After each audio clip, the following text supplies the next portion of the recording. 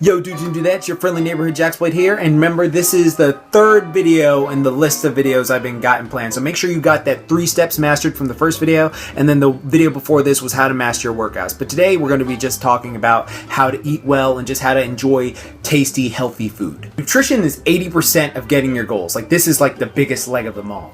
And nutrition is one of the things a lot of us stumble over. Like, for me, it took me for years to get my nutrition point. It wasn't until a good old friend like helped me just really evaluate my diet that made me just not only start eating healthy more often, but made me actually enjoy healthy eating, so that now that I can do it effortlessly, like 6 days a week, and then have a cheat day like once every Sunday. One of the biggest things that always confuses people is they need to realize eating healthy and going on a diet are not the same thing. What? Like, honestly, they're two different things. And that's a lot of, like, it's a befuddling thing for a lot of people to figure out. Let me explain. Going on a diet would imply that you're gonna follow a certain diet for a certain period of time to achieve a certain goal, and then once you reach that goal, you're gonna stop it and you're gonna go back to eating like dirty, foods, whatever, back to your original thing before you started dieting. Alright, so it's not a long-term thing. Diets are mainly used to achieve a certain goal. Like, for instance, actors becoming superheroes, they have to go on a strict diet so they're able to attain like this really ripped up physique. Same with models and bodybuilders, if they're getting on stage or if they're like doing a shoot, they need to look as ripped as possible, and they have to like diet down to get their physique like that.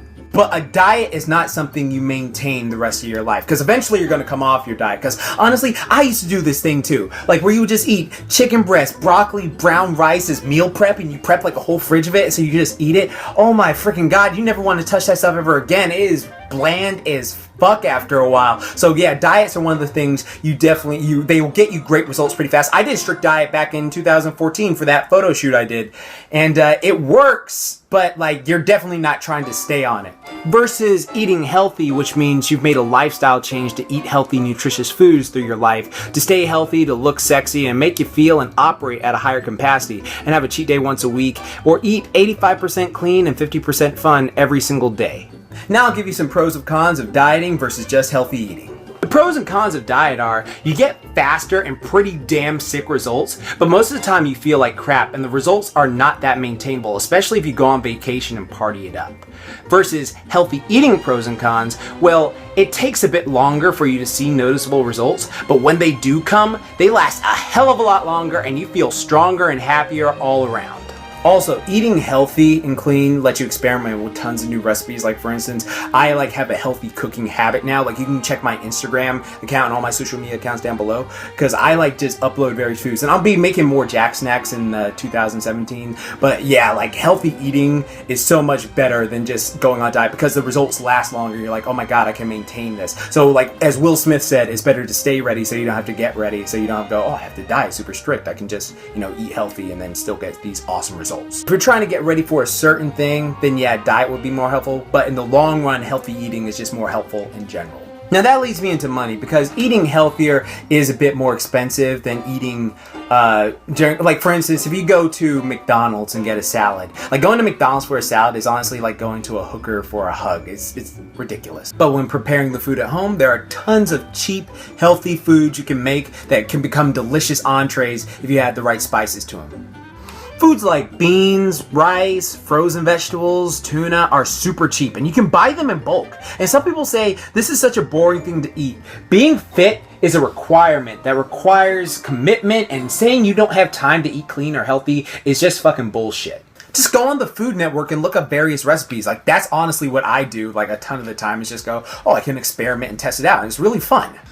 Excuse me, Mr. JaxBlade? I don't cook or buy my food, my parents do. Well, little bearded child, I'll tell you. Now, the key thing to weight loss or weight gain is actually just finding out your maintenance level of calories for the day. Because you see, the way we lose fat is through a caloric deficit, meaning we're eating less than we need to maintain our daily weight, and then we're eating more than we need to maintain our daily weight if we're trying to, bulk up. Now, I've gone in depth before, it's talking about how my fitness pal is just great and helps me out like this. I'm nearly hitting 1,000 days on MyFitnessPal because it's just one of the best food log apps ever. Again, I'm not getting paid for this, but maybe in the future. But if you're looking just to figure out how many calories you need a day and what with your activity level, MyFitnessPal helps tremendously in helping you find out all that stuff. And I've been using it for nearly 1,000 days, so I can attest to that. But if you don't like counting calories, there is a pretty simple method that a lot of people use, which is just the portion size method where you use your palm. I have a thing on the screen right now, so just look at this. Like, it tells you how many calories you like are pretty much getting, because it's a guesstimation pretty much. And everyone is different because everyone has different palms. Like, look at me,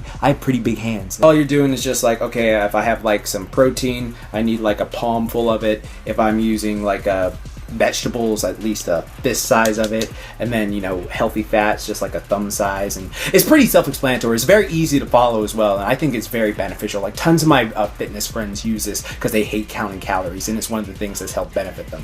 And as long as you're under your daily maintenance calories, then you'll be able to lose weight effectively, or if you're above, then you'll be able to gain weight effectively. So I hope that helped you out, my little bearded friend. Thanks, Jax. Yay, mommy! What the fuck you want? Now let's see, are you trying to gain weight by bulking up that muscle mass, or are you trying to lose weight and get those ripped abs? Because a lot of people try to do both at the same time and they fuck themselves up. Because let me tell you guys something, you cannot bulk and cut at the same time unless you are a beginner who has newbie gains, or unless you're using drugs. Remember, like I said, bulking requires a calorie surplus, meaning you're eating more, and cutting requires a calorie deficit, meaning you're eating less than you need to maintain your weight. If you're really trying to become aesthetic this new year, then what you should really do, if you have some body fat on your body, is lose the body fat first. Do not try to bulk up while you already have fat on your body, because this is a thing. Trust me, I fucked myself up for years because of this. Because like what happened was, a ton of my friends would always say, like, when I was trying to lose weight, because I used to work out with a ton of people at the gym, and they would say, like, when I tried to diet, they would say, "Oh, Jordan, you're getting scrawny, man. You're getting skinny. Like, what the heck's wrong with you, man?" and stuff like that. And it would give me like a mental complex. And I thought, oh my god, like, am I getting skinny? Because I was like I was pretty decently built. Like, I was t-shirt buff. That's the best way to put it. I look good in a t-shirt, but outside of it, I kind of had like this flob. It wasn't until my good friend Mike really just gave me, he's a bodybuilder, he like gave me this like great advice, and I always forget it because back in 2012, I was already a fan of One Punch Man. Like, I was before it. So fuck you, Kevin. I told you it was going to become popular and become big. But I was a fan of it, like, when it looked like it was drawn on a napkin. And then I was a fan of the manga way before the anime ever got popular. And so my friend Mike just said to me, he was like, "Hey, man, Saitama isn't really all that, you know, built, but he's really super cut and lean. And he's one of the most powerful people in the freaking universe. And Bruce Lee looked like a freaking, you know, ripped little guy, but he wasn't like super physically imposing, but he's one of the fittest people alive." And that really just spoke to me. Like, I wanted to get Bruce lean, because getting lean is a faster accomplishment than just, you know, becoming like bulk, because bulking takes time. It's a very slow process, especially if you do it naturally. So if you are, say, like skinny fat or built fat, and you don't know whether to bulk or cut first, always cut first and if you're going for aesthetics. This is just if you're going for, I want to be more ripped and aesthetic looking, you know, like freaking Zac Efron in Baywatch or something like that, because that is a faster accomplishment and it's going to give you like better results. And then people will comment on Facebook, "Oh my god, you got so ripped, dude." And also, here's a little benefit: when you lose a lot of fat, you look a lot more muscular, so people think, "Oh my god, you got way bigger," and stuff like that. So it's a little cool bonus. And then when you get to the level of leanness you enjoy, just take your time bulking up. Remember, like I said, like, it takes very long time to bulk up, but if you do it naturally, but it's way worth it, and like, you look a lot more impressive. So it's one of those things where it's like a lot of people don't like to put in time, but it's a lot more impressive when you finally do put on the size with your lower body fat. Now, some of you may be saying, "Well, why can't I just bulk when I'm fat?" Well, the problem with that is, you have these fat cells in your body, and basically they are with you until the day you die, and they never leave you, like, unless you get liposuction. So the problem is, when you start adding fat cells to your body by getting fatter while adding this, they eventually go big, and then they split and they divide, and now you have a new baseline of fat cells. So when you get older, it's going to be easier for you to get fatter, and it's going to be harder for you to like lose weight. So like, if you focus on just doing it the slow, proper way now, you'll get better results. But like, if you keep doing like, I'm going to bulk up, get really fat, then slow down, and bulk up and really fat and slow down, in my opinion, and a lot of like my fitness friends' opinions, it's going to be a hindrance later on when you get older, because you've gotten new fat cells to your body, and now it's going to just be so much easier for you to have a gut when you're an old man. And we all want to be sexy old rip bastards. And to quote Brandon Carter again, eating bad once a week will not hurt you, but eating good once a week will not help you. It's what you do consistently that counts. So if you have a cheat day once a week, that is one of the best little things. Not only does it help you just with mental, it's just like, wow, I don't have to worry about, you know, eating clean or dieting or anything like that. But the problem is you might not want a cheat day, so you have to force yourself to do it.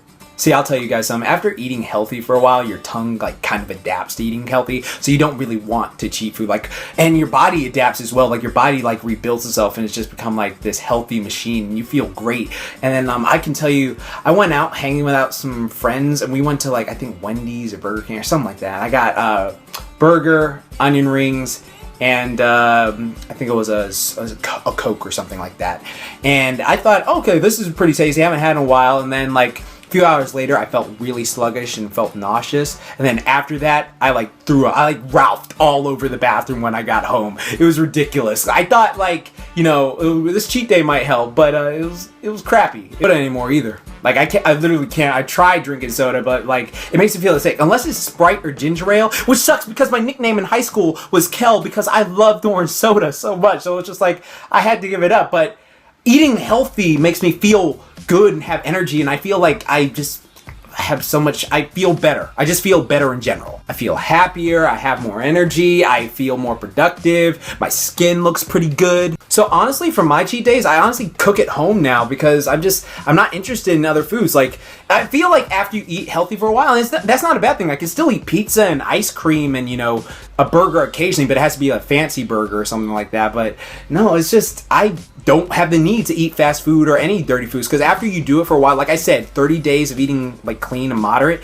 your tongue just adapts. After actually it goes 4 days. If you can make it through 4 days of eating clean, your tongue adapts, and you probably like have to force yourself to go, oh, I want a cheat day or something like that, because you probably won't even want it, to be honest. Your body will like reject food. Like it's a weird process, but it's honestly like a benefit when you think about it. Also, a thing I personally do is intermittent fasting, where I fast 16 hours of the day, meaning I don't eat anything, I just drink water. And for 8 hours a day, I have an 8-hour eating window. I picked this up from the Hodge twins back in 2012, and it's helped me tremendously just with my energy levels. It makes me more productive when you're not eating. And like, I have an eating window of 1 to 9 p.m. Or sometimes it's a freaking 10 to 6 p.m. or like whatever I feel like. It's just 8 hours eating window, 16 hours of fasting. And the people will be like, well, Jax, don't you like eat breakfast? Just look at the word, break fast. So there you go. Like I'm always having breakfast. It's just a late breakfast in the day. And that just helps me keep off excess fat. But guys and gals, I hope you enjoyed this video. I hope you learned something for it. Be sure to rate, comment, and subscribe. And be sure to leave a comment below. Like, tell me like what kind of diet you would like the best and all that jazz. And remember, you can always follow me on my social media accounts. And tomorrow we're going to be covering a topic I actually have probably my worst topic, to be honest. Not my worst topic, but like my worst thing I could apply to myself, which is sleep. And I for some reason I can't sleep well, but I know some tips on how to fix that. And tomorrow I'll be helping y'all with that. And remember, like I always say, keep calm, booyah on. Don't forget, momentai. Eat well. Tomorrow we're going to get rested up.